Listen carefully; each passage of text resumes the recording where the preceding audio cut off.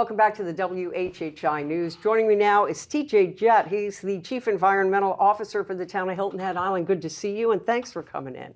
Thanks for having me. You're looking at some specific issues in your position right now. You're going to be inviting the public in to comment. Tell me what your focus is or what we're going to talk about today.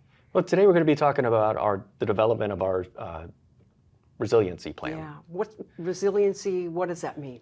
That's a great question. It means a lot to a lot of different people. In this context, we're referring to coastal resiliency or community resiliency. Mm-hmm. So that's the community's ability to absorb environmental stressors and hazards such as hurricanes, larger storms, flooding. Sure. That we are prone to being here on a barrier island. Okay. And how do we bounce back from those impacts? Important to really look at that and maybe where our vulnerable areas are the most on the island. But why is it that you need to hear from people? I know you're going to offer two, well, not open houses, but so to speak. You're going to invite the public to come in and share their experiences or concerns about flooding and likewise. Why is that important? Well, there's a lot of scientific data modeling that we can do to better predict where our hazards are and assess where our vulnerabilities are. But we really need to hear from the public. We need to know, what are your experiences? What are you seeing, out of your residence, out of your business? What have you seen over time along our beaches? Where are your concerns? How can we help you? So once you hear from everybody, do you actually have a blueprint or a plan in place as to what the town should do, or is this just step number one to figuring that out? This is step number one into figuring it out. Okay. So we're performing a strength, weaknesses, opportunities, and threats analysis, so a SWOT analysis. Oh my God. To figure out where That's we clever. stand. Whoever did you come up with that, TJ? I did not. All right, I was going to say that sounds good. Yeah. Okay. So it is again strengths, weaknesses, opportunities, okay, and threats. Okay. So it's a tool to use to identify where we can make improvements. So we need to understand where we are to better plan for our future. When you look ahead and see, what nature can do and what nature has done here on Hilton Head Island, we lucked out for so long, but then we had Matthew, which did a heck of a lot of damage. Do you always have that kind of in the back of your mind? Absolutely. I do too.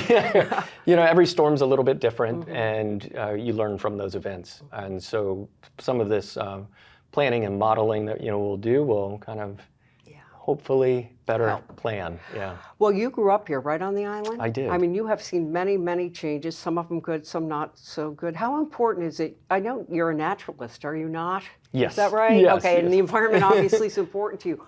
When you look at Hilton Head Island, what is it important to you that we preserve or do here to keep the island? The nature here is incredible. What do we need to be focusing on, I guess?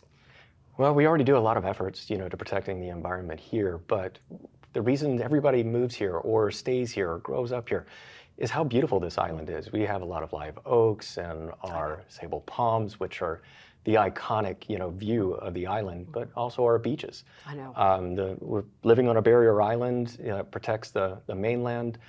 We have different environments from our shorelines up to our dunes that go into maritime forests and to marshes. We're lucky, aren't we? So we have such a diverse right. Environment in such a small area. So it's really lucky that we're here to experience that. So your goal, I would imagine, would be to preserve as much of that as you can, even though we have to go through, growing pains, et cetera, right? Absolutely. And are there ways for us to grow and do it in a way that will preserve our environment?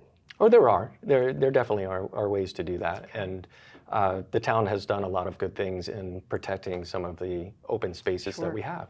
Okay, let me ask you this. For someone watching right now, what do you want to say as far as, tell me the dates of those two, open houses or times where people can come into you and let you know their experiences with flooding, with the shoreline, et cetera. When are the two dates and where are they going to go? So we have two events. The first event is set for June 11th, and we have two opportunities to attend. Okay. One will be at Town Hall in Council Chambers. That will be from 12 to 2 p.m. And then a later event, if you're unable to make that one, will be at the Island Rec Center in the community room. And that's the same day, the 11th? Same day, the 11th, from 4 to 6 p.m. And do people have to sign up or can they just come? They can just come. Okay. So, and it's not a presentation. We're providing information to the public about the development of this plan. Good. And trying to gain their experience. So it's kind of just come in through that time that we have set up. and we'd be happy to hear from you. And I'll be there. I'll be able to Great. answer questions, talk about the plan, talk about some of the issues. Super. And resiliency, that's the goal, right? That's the goal. All right. Listen, I want to thank you so much for joining us. And best of luck. I hope a lot of people come and speak with you on Tuesday. I hope so too. Thank you very much. And we will be back in just a moment.